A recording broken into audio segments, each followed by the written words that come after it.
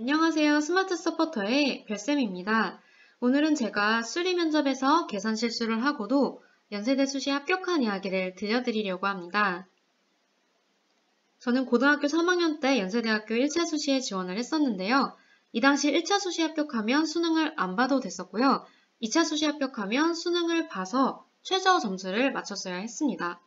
제가 1차 수시에 지원한 결과 다행히 자기소개서는 잘 통과가 되었고요. 면접 준비만 남은 상황이었습니다. 그 당시 면접에 대한 사항이 아직도 홈페이지에 남아 있어서 제가 가지고 와봤는데요.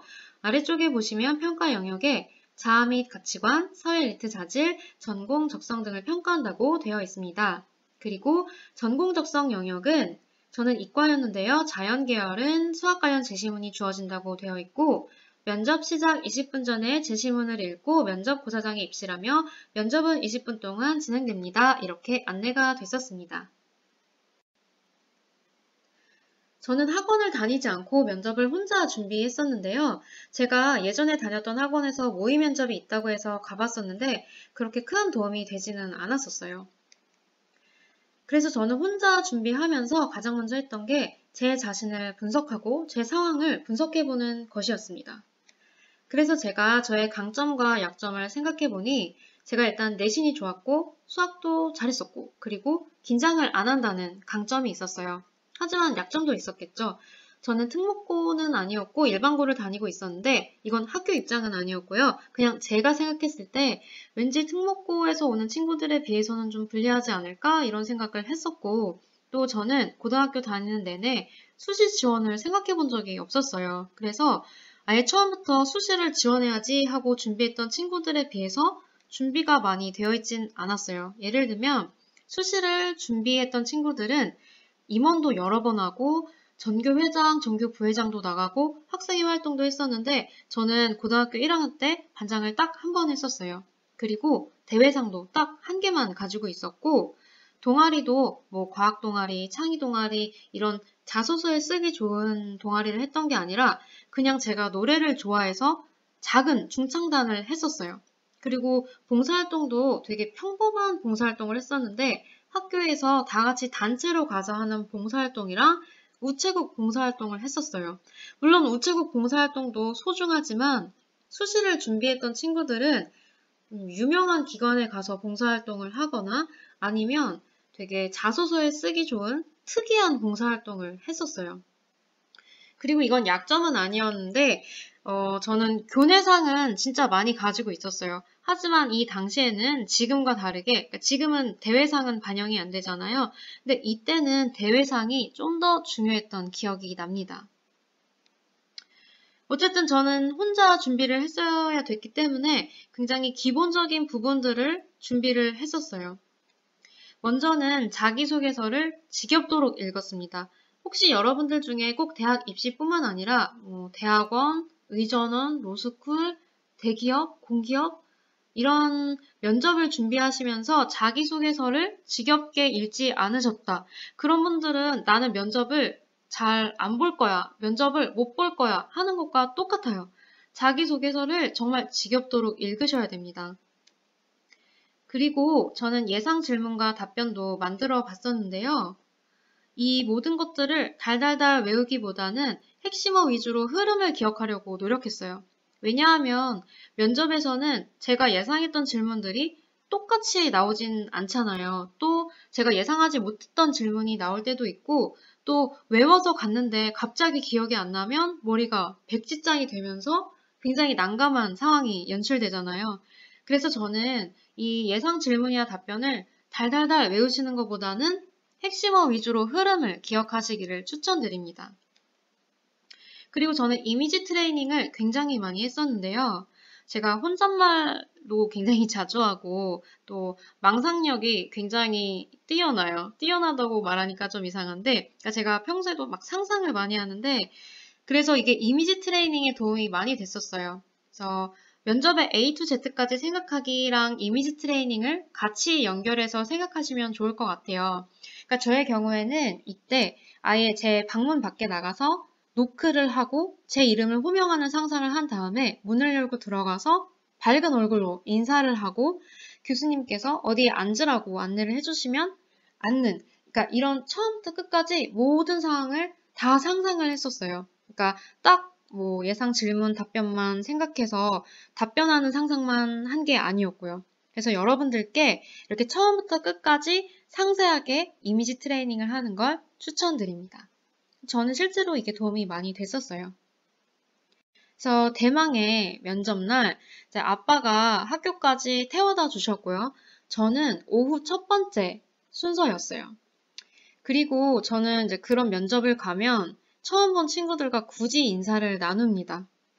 근데 이게 긴장을 푸는데 도움이 많이 돼요. 물론 낯가림이 심하신 분들은 굳이 이렇게 인사를 하실 필요는 없습니다. 근데 기다리고 있을 때 제 이름이 호명이 돼서 이제 안내해 주시는 분을 따라 들어갔어요.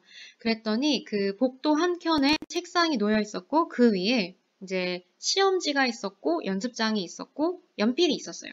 그래서 저한테 문제 푸는 시간을 20분을 주셔서 문제를 풀기 시작했습니다. 근데 정말 다행히 문제가 그리 어렵지 않았어요. 문제를 제가 무리 없이 풀었고 심지어 시간이 많이 남았어요. 그럼 제가 뭘 했어야 됐을까요? 근데 저는 방심을 했어요. 이제 큰 실수를 한 거죠. 근데 방심을 해서 그냥 저는 문제를 다 풀고 가만히 앉아 있었는데 이랬으면 안 됐고 뭘 했었어야 됐을까요? 검산을 해보거나 어떻게 설명할지 더 고민을 했어야 됐겠죠. 왜냐면 문제 푸는 게 끝이 아니고 이걸 설명을 했었어야 됐으니까요. 근데 아무튼 이제 시간이 돼서 제가 면접장 안으로 들어갔습니다. 교수님 세 분이 계셨어요. 근데 두 분은 웃고 계셨고 한 분은 정색을 하고 계셨어요. 제가 저분을 조심해야겠다 이렇게 생각하고 면접장에 들어가서 밝은 얼굴로 인사를 드렸습니다. 처음에는 이제 쉬운 질문을 해주시고 또 나름대로 대답을 잘 하고 있었어요. 그런데 첫 번째 위기가 찾아옵니다. 리더십에 대해서 뭔가를 물어보셨는데 이건 정말 제가 태어나서 단 한 번도 생각조차 해보지 못한 질문이었어요. 그래서 제가 이건 그 MBA 면접 영상에서도 말씀을 드렸었는데 이 스킬을 이때 처음 썼었어요. 제가 아주 천천히 교수님 질문을 다시 한 번만 설명해 주실 수 있을까요? 이렇게 여쭤봤어요. 그러면서 제 머릿속으로는 뭐라고 답변하지? 뭐라고 답변하지? 이렇게 생각을 해서 어찌 답변을 해서 잘 위기를 넘겼습니다. 그런데 뭐가 찾아왔을까요? 첫 번째 위기가 있었으니까 두 번째 위기가 찾아왔었겠죠. 제가 이제 그 앞에 칠판이 있었고 수학 문제를 막 풀었어요. 제가 이제 풀어놨던 풀이를 따라서 쭉 문제를 푸는데 갑자기 교수님이 제 이름을 부르시더라고요. 그러면서 지금 거기 계산 실수를 했는데 시간이 좀 남아있으니까 거기서부터 다시 풀어보세요. 이렇게 말씀을 하시는 거예요. 그래서 제가 네, 알겠습니다. 대답을 하고 문제를 다시 풀었어요. 그런데 갑자기 교수님 한 분이 뒤에서 하고 한숨을 쉬시더라고요. 그래서 제가 그때 뭔가 잘못됐구나 하고 직감을 했습니다. 그래서 교수님이 이렇게 말씀하시더라고요. 지금 또 계산 실수를 했거든요. 이러시는 거예요. 그래서 제가 그때 정말 머릿속에 생각나는 단어는 그냥 딱 이것뿐이었어요. 망했다. 그리고 정말 제가 긴장을 잘 안 하는데 불구하고 이때부터는 다리가 후들후들 떨리더라고요. 그리고 순간적으로 정말 아무 생각이 안 났는데 그래도 이 위기를 어떻게든 넘겨야 되잖아요. 제가 뭐라고 말씀을 드렸냐면 제가 계산 실수를 해서 숫자로 답을 내지는 못하겠지만 풀이 과정을 설명드리겠습니다. 이렇게 긴장하지 않은 척, 당황하지 않은 척 말씀을 드렸어요. 근데 제가 어떻게 정말 이런 생각을 해냈는지는 모르겠는데 아주 좋은 대처였던 것 같아요.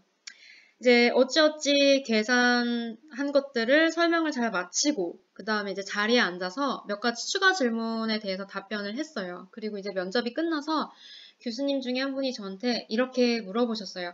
혹시 더 하고 싶은 말은 없나요? 이렇게 물어보셨는데 제가 사실은 이 질문이 나올 거라고 생각하고 준비해간 말이 있었어요. 그래서 제가 지금은 부족하지만 어떻게 해서 정말 훌륭한 학생이 되겠습니다. 막 이런 포부 넘치는 이야기를 준비해 갔었는데 제가 그때 뭐라고 대답을 했냐면 없다고 대답을 했어요.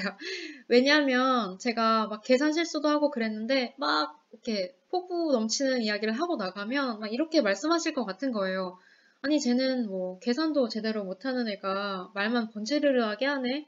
이러실 것 같아서 그냥 아무 말도 못하고 나왔어요. 근데 여러분들, 혹시 이런, 이렇게, 추가적인 멘트를 할 기회가 주어진다면 저처럼 없다고 하지 마시고 준비해 간 것들을 당당하게 꼭 말씀을 하시고 혹은 그 면접하시는 분들에게 질문을 준비하셔도 좋아요. 그러니까 어쨌든 이 모든 것들이 다 기회니까요. 저처럼 없다고 대답하지 마시고 꼭 준비해 간 것들을 다 말씀하고 나오셔야 됩니다.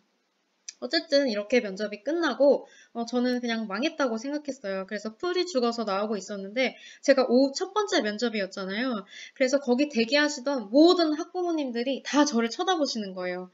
그래서 마치 이제 체감상 100만 개의 눈이 저를 쳐다보는 느낌이었는데 그때는 또 제가 주눅든 모습을 이렇게 보이고 싶지 않아서 한껏 밝은 척을 하고 아빠한테 손을 흔들면서 인사하면서 갔어요. 그랬더니 이제 아빠가 저를 보시고 면접 잘 봤구나 이러시는 거예요. 그래서 제가 표정은 웃은 채로 이제 복화술로 아니야 망쳤어 빨리 나가자 이렇게 하고 나와서 돈까스를 먹으면서 제가 어떻게 면접을 망쳤는지 상세하게 설명을 드렸어요. 그제서야 이제 저희 아빠도 어떻게 망쳤는지 이해를 하시고 더 이상 이제 물어보지 않으시더라고요. 근데 이제 정말 다행히도 제가 합격을 했습니다. 그래서 이제 저는 사실은 재수를 해야 될 수도 있겠다 이렇게 생각을 했었어요. 왜냐하면 이제 면접 준비를 하는데 시간을 또 많이 쓰기도 했었고 수시를 지원해본 분들은 아시겠지만 이게 수시를 지원하다 보면 정신이 많이 분산이 돼서 수능 준비에 집중하기가 좀 힘들어요. 그래서 저는 정말 재수까지 생각을 했었는데 다행히 합격을 해서 재수를 하지 않고 입학을 할 수 있었습니다. 근데 이제 이건 비하인드 스토리인데요. 나중에 합격한 친구들을 다시 만났거든요. 그러니까 그때 제가 막 인사를 했었다고 했잖아요. 그래서 그 친구들을 다시 만나서 물어봤더니 제가 틀렸던 부분에서 다 힌트를 주셨다고 하더라고요. 근데 저한테 힌트를 안 주셨었어요. 뭐 어쨌든 합격을 했으니 정말 다행이었습니다. 제가 오늘 제 이야기를 통해서 드리고 싶은 말씀은 첫 번째, 여러분들 면접을 앞두고서는 자기 자신에 대해서 또 주어진 상황에 대해서 분석을 열심히 하셔야 돼요. 그래서 나의 강점과 약점을 잘 파악을 하고 계셔야 하고, 나만의 전략을 세우셔야 돼요. 근데 전략이라는 건 사실 간단해요. 강점은 더 부각시키고 약점은 보완하는 것이 바로 전략입니다. 그리고 자기소개서를 지겹게 읽으셔야 돼요. 또 예상 답변은 이제 다 외우시기보다는 키워드 위주로 흐름을 기억하시기를 추천드립니다.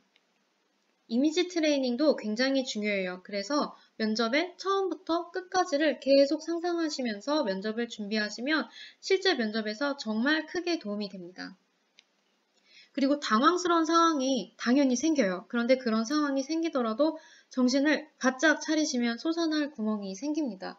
제가 다시 한번 저에 대해서 생각을 해봤는데 제가 만약 면접관이었다면 좋은 점수를 줬을 것 같아요. 왜냐하면 사실 이제 수학에 대한 부분은 성적으로 이미 증명이 된 부분이니까 이제 위기 상황에서 어떻게 대처를 하나 봤을 때 제가 했던 대처는 꽤 좋은 점수를 줄 수 있는 대처였던 것 같습니다. 그래서 여러분들 당황스러운 상황이 생기더라도 정신을 바짝 차리셔야 돼요. 제가 준비한 영상은 여기까지고요. 여러분들 궁금한 점이 있으시면 댓글에 남겨주세요. 제가 다음 영상을 만들 때 반영하도록 노력하겠습니다. 그리고 오늘 영상이 조금이라도 도움이 되셨다면 좋아요와 구독을 꼭 눌러주세요. 오늘도 시청해주셔서 감사합니다.